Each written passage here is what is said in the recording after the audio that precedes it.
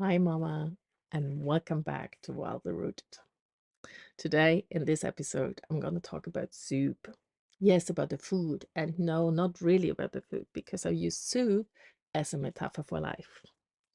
Just imagine a big pot of soup. And normally, when you make a soup, you also have a spoon, maybe a nice big wooden spoon to steer the soup.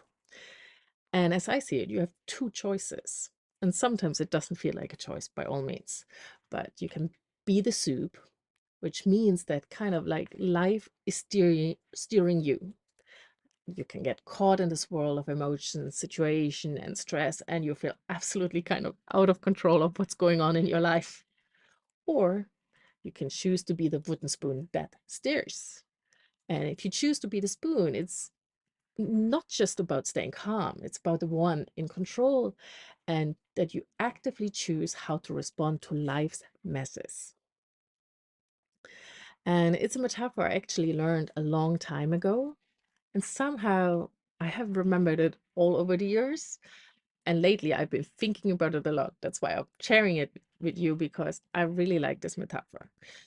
And yes, sometimes it feels like we have a choice, and sometimes we're kind of too much into the swirl of emotions to really be able to choose. I want to give you an example of where I did choose actively. It wasn't that long ago that my youngest child had a tantrum. I don't even remember about what it was, but I kind of was standing there and I literally could feel like I have a choice now. I can get angry because it was late in the day and I was tired. And but then I was thinking, and then I was having this metaphor of soup in my head and was thinking, like, that is her story. She is right now the soup. I can't change that. I can't do anything about that. But what I can do is what is my choice, and with that, my reaction. So in that moment, my cup was full enough to not get drawn into her soup, becoming soup myself, but to choose this time the spoon and to actually help my child actively out of her tantrum and use it as a learning opportunity to also learn you can have emotions. How can I deal with emotions? And yes, that you have an active choice. Sometimes might be difficult when you're a little child. But the learning really is we often can't change the behavior of other people, but we can change our own and how we perceive things. And this is why I feel like this soup metaphor can be helpful if you have it in the back of your head, because literally that day I was thinking, what am I choosing? The soup or the spoon? And that metaphor helped me go and choose the spoon. And yes, that day it was easy. It felt good. It was easy to stay calm. And it was also, I used that opportunity to connect. Um, that doesn't mean it's always like this. Sometimes just life gets in the way. So I was wondering actually, if you want to share this with me, just what is the situation that you felt you could steer with your spoon instead of getting lost in the soup? Was there anything where you said you could actually manage it, or maybe you should have done it, or wished you would have done it? I don't like the word should. Um, and I think particularly as moms, we have this idol in our head that we're always calm and peaceful with our kids and in life in general. But we have to be also honest that sometimes just life gets hard and it's get messy and we're getting tired and worn out. And it's not so easy to choose.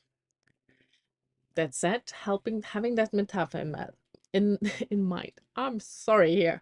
Uh, we can either set the intentions in the morning that can help us set the tone for the day, or have this just kind of in the back head. It's a practice thing. Like I said, I have this lately so much in my head all the time, and it has helped me a lot in difficult moments. Somehow I got this picture: soup, soup, soup. What are you now? Um, and yes, it does have helped me when I felt weary and tired. And then I also know I can choose now, and sometimes I notice I need help to choose. If I want to be the spoon, I need to get out of my own swirl of emotions, so to say, or out of my own vibrational state. Um, and here it's good then to have grounding tools that you can use. And one of the go-to grounding tools you have heard again and again and again is breathing. Just breathing deeply in and out 10, 20 times. I notice like 10 times often is not enough for me personally. And although we hear it all the time, if you're anything like me, we're just not doing it often enough. Another powerful one for me that I love using is music. So if I feel like I'm a little bit in a funk, I put really nice calming music on that I know that will pick me up, or maybe sometimes dancing music.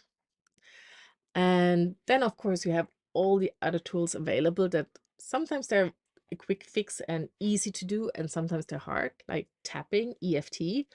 It doesn't take that long, but I think you need to have practiced it a while to feel immediate effect. If you're familiar with neurolinguistic programming, NLP, that's of course a great one. Meditation, breath work. For me, a big one that is really easy to do, particularly with kids around. When I feel in a funk, I go outside with my kids. It has helped me time after time again, particular when my kids are getting a bit like, wild and noisy and starting to fight with each other and stuff like this. And yes, I will talk more about all these modalities in a future coming podcast. I'm really excited. I'm finishing now my neurolinguistic pro- program practitioner and my tapping one. So I'm quite excited about the modalities, and I will definitely share more with you. And and maybe this metaphor works particularly well for me because I really, really love to cook. And it might just be that you need to find your own metaphor that works. But I hope this helped you and gave you an insight that sometimes having a picture and a metaphor can really help me, and I hope also you, to ground yourself and make it easier to choose and being aware, actually, where am I now? Am I the ones being stirred in this big soup pot swirling around, having my own emotions and, like feeling overwhelmed, feeling stressed, all these things. It sounds crazy, literally, but it's a choice we're making. And of course, a lot of things leading up to that, and we can't control everything, but it's at the end of the day, it is a choice. And then having that picture of this big, nice wooden spoon stirring and being the one in charge and in control. And that doesn't mean of what's happening outside, but it means about our own life and about our own emotions. So I'm gonna let you off the hook here.